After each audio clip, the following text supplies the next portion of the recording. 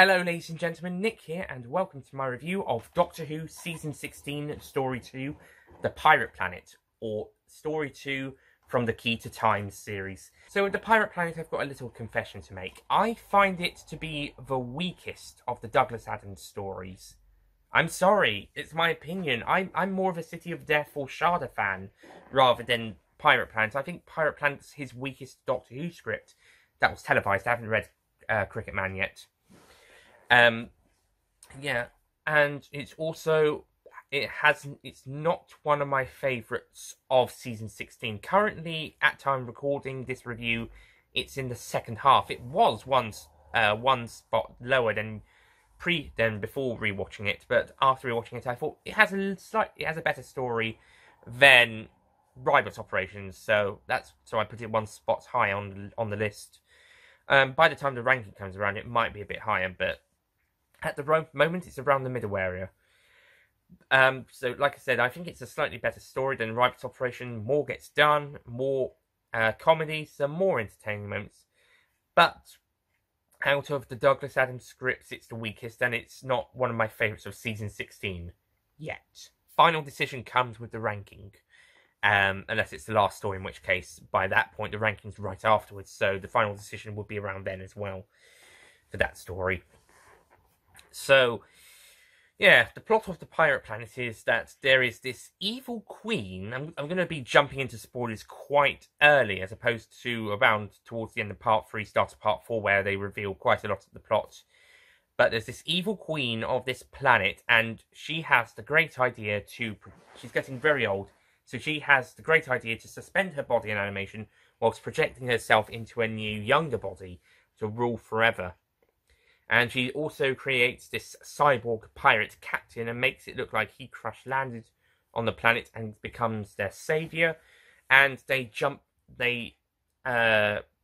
planet goes from, materializes around other planets and crushes their minerals and materials to help power the Queen's projector thing.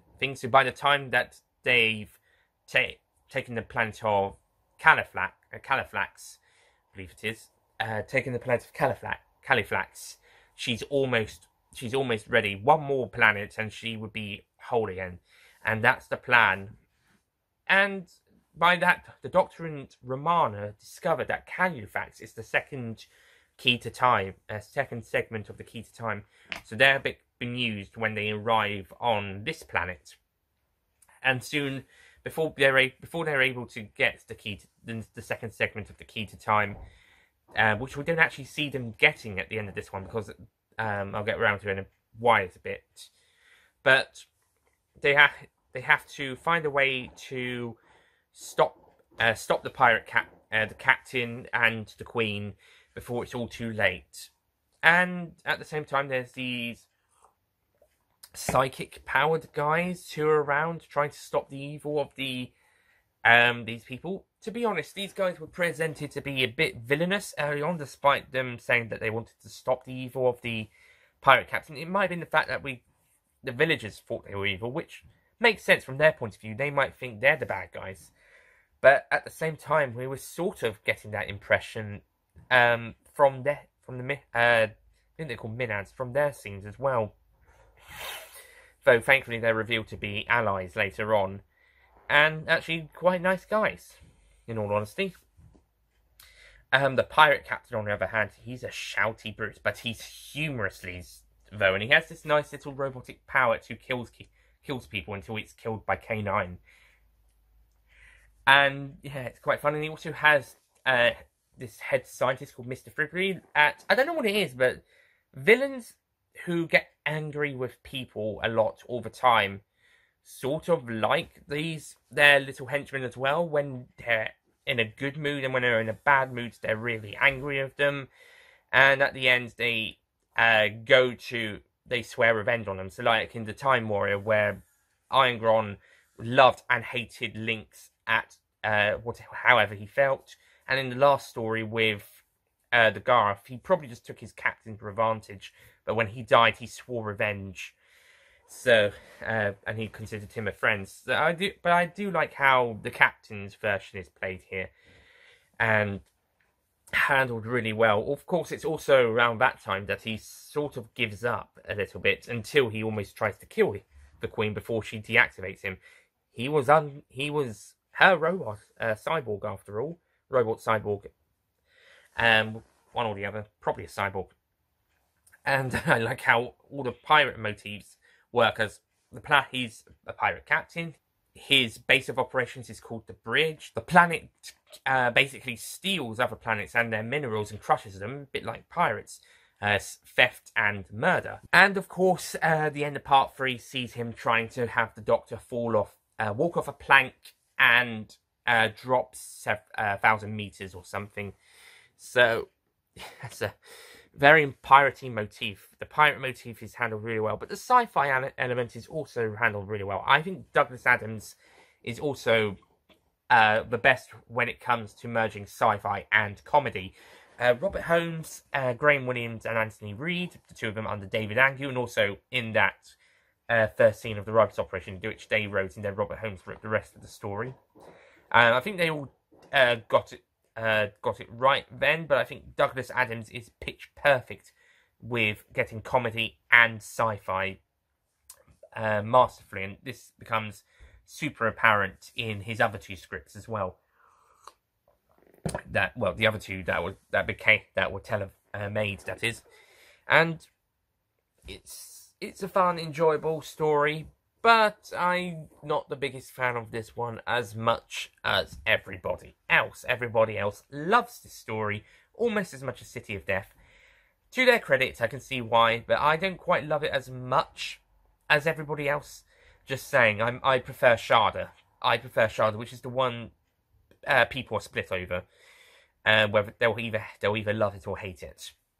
City of Death, which is my favourite, is usually considered the strongest. And he doesn't even have his name on it. Ha! I'll say this, it's not slow, it's not dull, it's not really boring. There is some longer some bits of not much happening, but it's not to the extent of some of the last season's stories where it was dull or boring. It's actually okay. There's some good bits where the Doctor throws some sweets at guards to distract them. Not necessarily jelly babies. Other sweets. And when Romana is being pushed and shoved by the guards in part 1, she responds with sass and humour and trying to be polite and, I suppose, getting on their nerves a little bit. Well, if you can't punish them, you might as well annoy them. And also, I like how she and the Doctor sort of antagonise the Captain without going all out. Just with being funny and enjoyable, and I like how the Doctor just walks in and says, "Hello, I'm the Doctor." I'm going to impersonate Tom Baker. Hello, would you like a jelly baby? Hello, I'm the Doctor. Would you like a jelly baby? Oh, go on, they're really good. I also like how Romana in part 1 also talks to some people in the village, in the city, and she just basically offers some guy a jelly baby as well afterwards. It's quite fun. There isn't really much to nitpick. I just didn't enjoy it as much as some people. But it's not bad in any way. I thought it was good. I thought it was really good. You know what? I was thinking of giving this story an 8, but considering I don't really have any actual problems with it, I think I might just give it a 9. It's not good enough to be a 10 because I didn't quite enjoy it as much. There was some nitpicks. But, you know what? I think I'll give it a 9. So I'm going to give The Pirate Planet a 9 out of 10.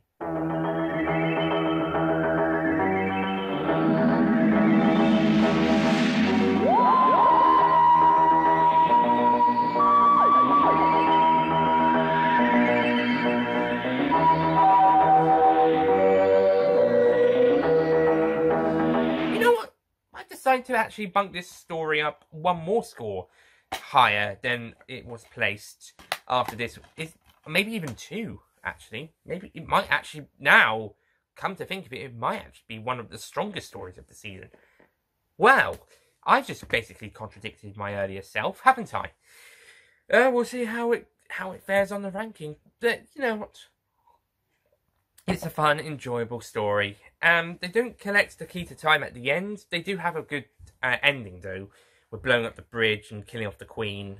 The captain's been killed by the Queen already by this point, and the Doctor has a fist pumps the air.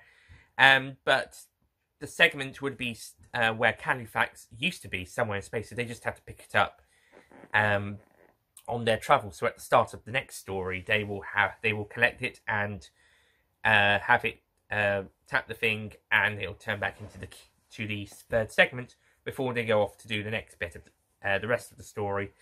So yeah, that's the Pirate Planet. That was actually pretty great. I mean, I think I like it more in reflection than when watching, but it was still pretty great.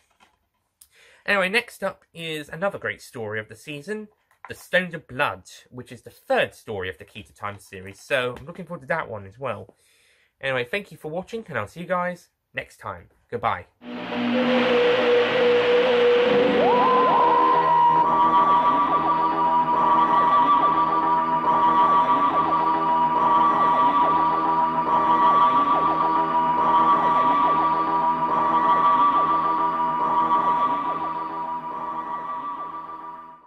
Don't forget to click below to subscribe to the official Nicholas Payne Retro YouTube channel.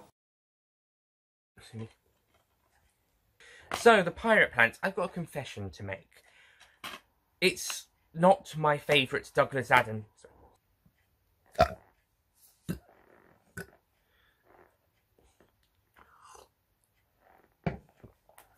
Final decision comes by some.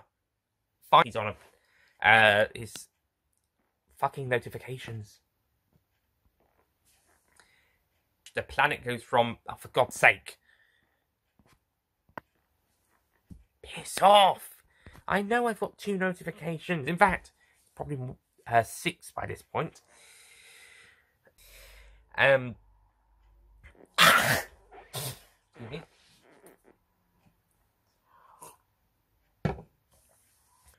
Would you like a jelly, baby? Hello, I'm the Doctor. I say, this is a really lively piece of... that was